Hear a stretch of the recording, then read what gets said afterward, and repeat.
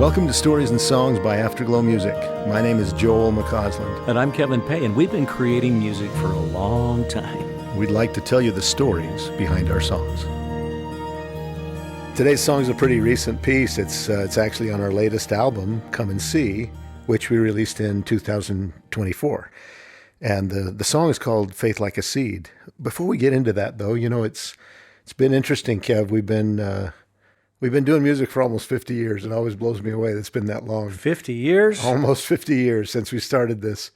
And I'm always surprised. How is that when I'm only 49? Exactly right. Yeah, I'm always surprised at just how challenging it is sometimes, and with all the ways we have to talk and the ways we have to share and put stuff on social media, it's always challenging to get the word out. But we're continuing to do stuff, and we love the idea that we can continue to do music. So very grateful for that. And this latest album, Come and See, is a pretty good example of that. This song, Joel, Faith Like a Seed, maybe you can tell us a little bit more about how it came to be. But before you do, let's play a little snippet of that. That's great.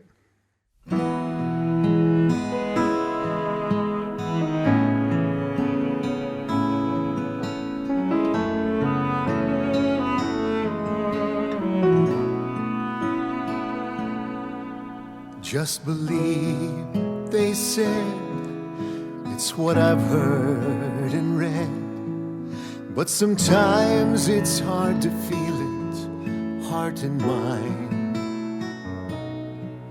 We've been promised more, but I can't be sure. They were meant to bless a wayward soul like mine. Give me faith to believe, let it grow like a seed. Let me hear your voice and know your will for me. Lord, I do believe, help my unbelief. Help me grow and learn to put my trust in thee.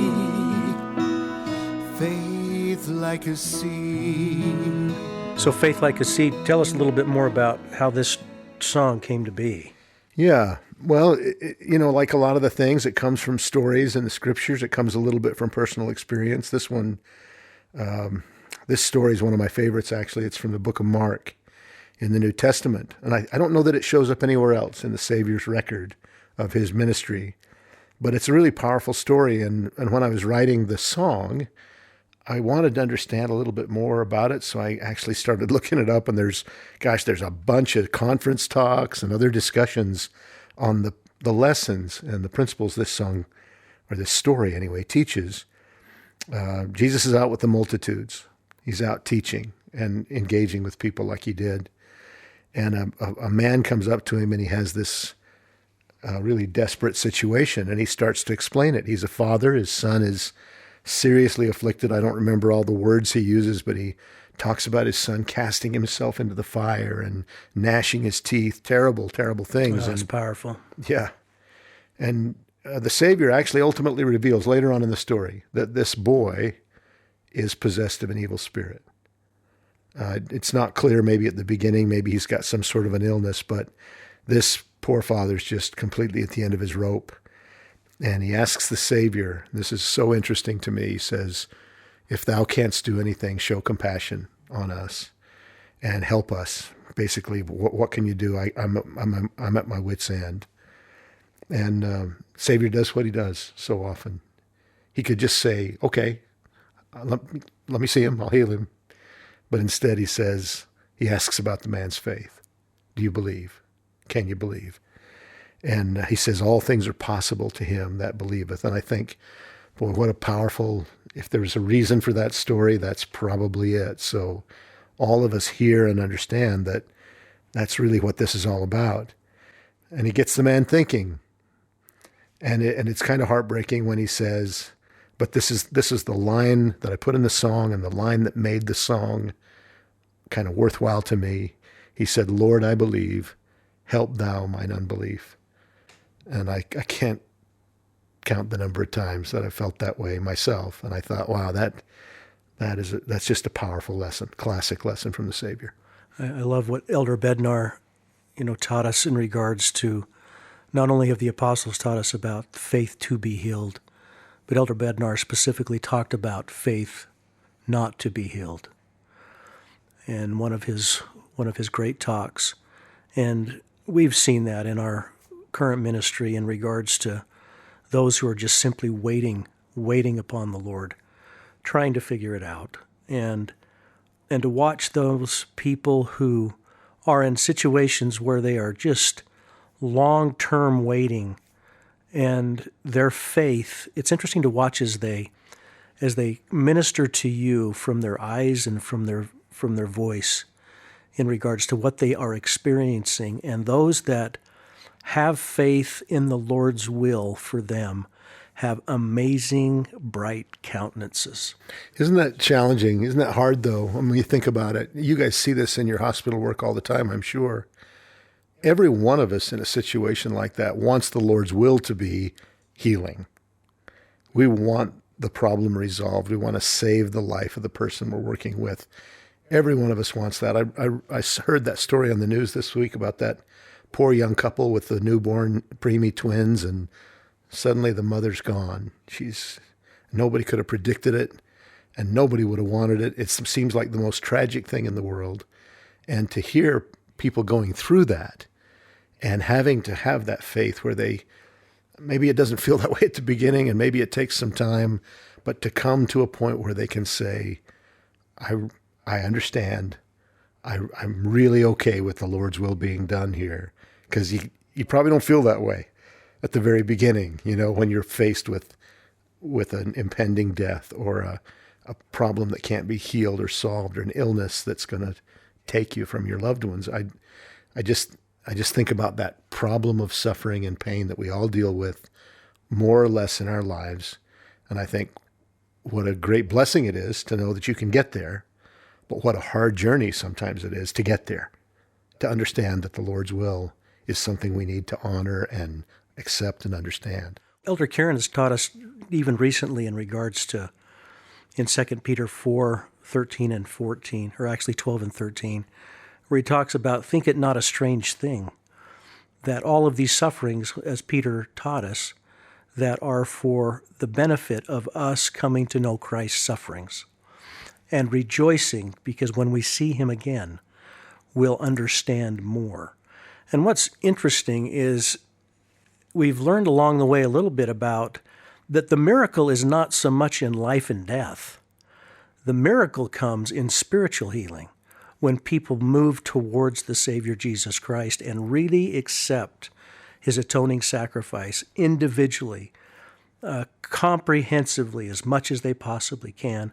And they just give their whole heart and soul to him. And boy, I'll tell you what, I'm trying to get there. It's, you witness a lot of different things, you feel a lot of different things, you experience a lot of different things, but if you can really find joy in suffering, it's not easy. Yeah, but I'll tell you what, when you watch people that know how to do it, and you have people that have experienced it, and then you taste it yourself in regards to suffering, having a trial, and coming to know that the Savior has suffered all for and in behalf of us and me individually, then there is joy. There is true joy in that. So I love this song, Faith Like a Seed. I was thinking, we've got a member of our stake who's going through, I would say, later stages right now of a really serious disease. And I was talking to one of my neighbors who knows him well. I don't know him that well, but talking to one of my neighbors who knows him so well. And he said something that you just reminded me of. He's a relatively young man with a family and kids that are, becoming adults and now some grandchildren. And you'd think he's right on the cusp of a really great part of his life, being grandpa and all that. And I said, so what's the prognosis? And he said, I don't think he's going to make it. I don't think that's going to happen for him.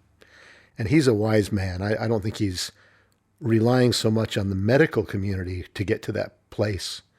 I think he understands that maybe the will in this case is that he's not going to be there. And he said, kind of like what you were saying, he said, maybe his role is to help us all understand a little better how this fits into the plan. I don't know. I don't know if that's where they're at or not. We're all still really hopeful, and that'd be awesome. It'd be great if he could get through this and everybody still learns the lessons of suffering and where the joy can come from. But right now it's just hard. It's hard for his family. It's hard for him. And maybe that's it, Kev. Maybe that's the idea that we all have to try to find the lesson and find the joy and find the understanding. And I have so little to complain about in that way. I hope we don't have to face hard things like that personally, but I see people who go through it, and there are great examples of faith, of understanding, of acceptance, and being willing to submit to whatever the life that we're in brings them. We have great examples right now of what we're witnessing with President Nelson and President Holland, and some who have lived a long, long life, and sometimes bodies just wear out.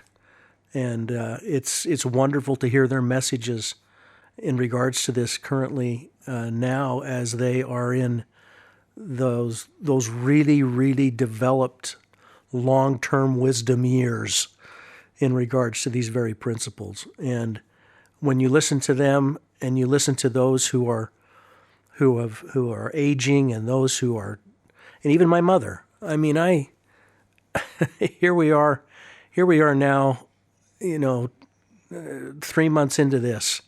She's gone, and 92 years old. But the broken bones and the broken body and all the things that transpired over that course of time for those 10 years or 14 years that Daddy left, and just everything that she went through, she chose to actually find joy and continue to move forward in suffering. And what a great legacy that she left us. And it's interesting because as I would listen to her pray more and more as it pertained to her spiritual walk as she went through the suffering, the joy that came and her commitment to do better and to endure well was foremost. And she expressed that to us through her prayers and through her example of just getting it done day by day. Pure endurance to the end. Huh? Pure endurance to the end. And I love the old baseball analogy that you can hit a single, that's great. You can hit a double, that's great. You can hit a triple, that's great. But when you hit a home run, or you hit a great shot and you go sliding into home plate, that's really what she did. She went through off the bench for a minute, back into the game, back on the bench, back into the game, and then finally she got to the point where it was her time, and the Lord called her home, or Daddy came and got her. We're not quite sure. It'll be interesting to know how that all works out. Yeah.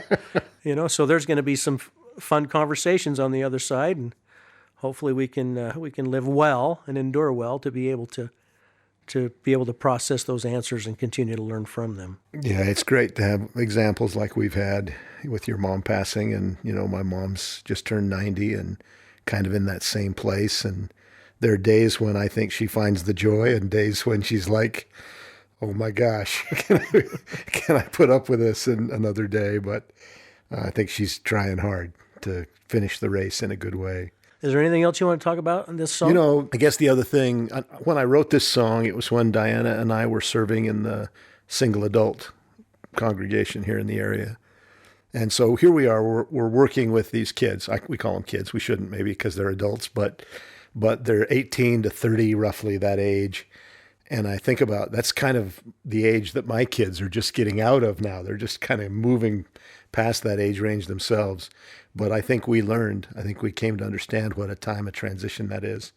And it might even be more that way for kids in the church, because they are worried about a lot of stuff. They're worried about living a good life. They're worried about finding someone to be with. Marriage is probably more emphasized among that group than it would be out in the world, so to speak. The people that generally kids in their 20s don't think about that too much. Kids in the 20s around here do. And sometimes they stress over it, and they worry about where their path is going to take them and how that all fits. And so part of this was that too. We talked about the problem of suffering, and that relates to this song. But when I think about faith like a seed, the idea that we can't see everything down the road.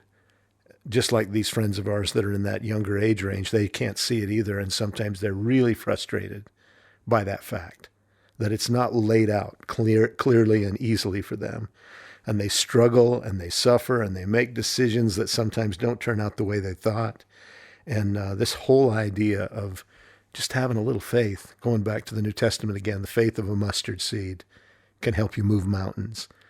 But wow, exercising that and really trusting in it and saying, I can't see the next 5 steps, Lord, but I'll take this one because I feel like it's the right one and I feel like I'm being taught and told that. And then they do it and they're kind of, okay, what's next? And then there's another that kind of reveals itself, or maybe they have to go through a course correction. That happens. It's just it's a really human thing, right? A really raw human experience for us to all go through. Because aren't we all really going through that? Exactly. I mean, we want to trust the future. We want to be able to. Sometimes we want it to be cruise control, in a very nice way, but oftentimes cruise control just doesn't happen. Sometimes you got to shift the gears along the way, and exactly. Sometimes burn the rubber. That's right. That's right. So, is there anything else you want to talk about this song? I think that was when I wrote this. It took a little while to get it for me to sort of. I think I wrote 3 more verses than ended up in the song, and they just didn't seem to capture the message. They didn't seem to fit with what I was experiencing myself or thinking about and observing with other people. And this is a pretty broad topic, like we've been talking about. It covers so many aspects of our lives, and the willingness to live by faith, the willingness to say, I'm going to at least try to figure out what the Lord has in mind for me and not just run after the stuff that I think I want. That's part of our challenge too. The idea that we would love to have him be our partner and guide us and help us when we're trying to figure out which way we need to go. And I think, I hope that it ends up talking a little bit about some of all of that as we go through it. Should we let the audience hear it? Sure. Let's do that. Faith like a seed.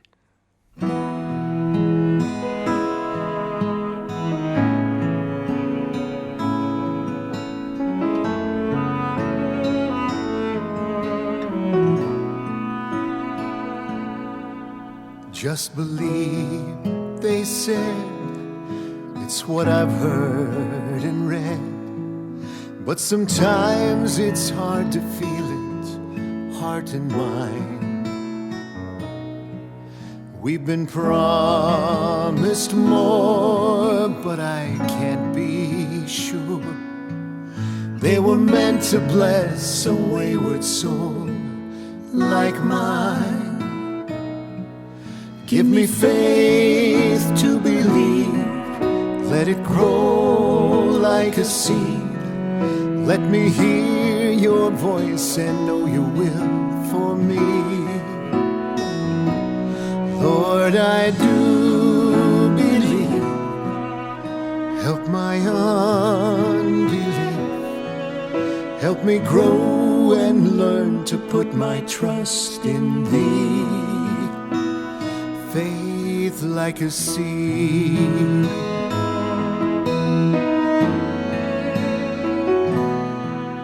Jesus said you need just a mustard seed's worth of faith to move a mountain here to there. And I kneel to thee with my desperate pleas, but my stubborn heart won't move, not anywhere. Give me faith to believe, let it grow like a seed. Let me hear your voice and know your will for me. Lord, I do believe.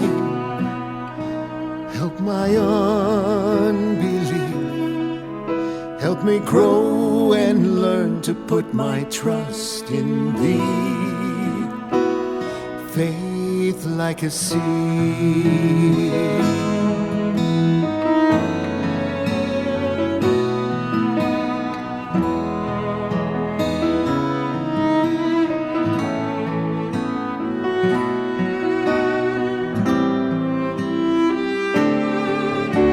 me cast away all my doubts today.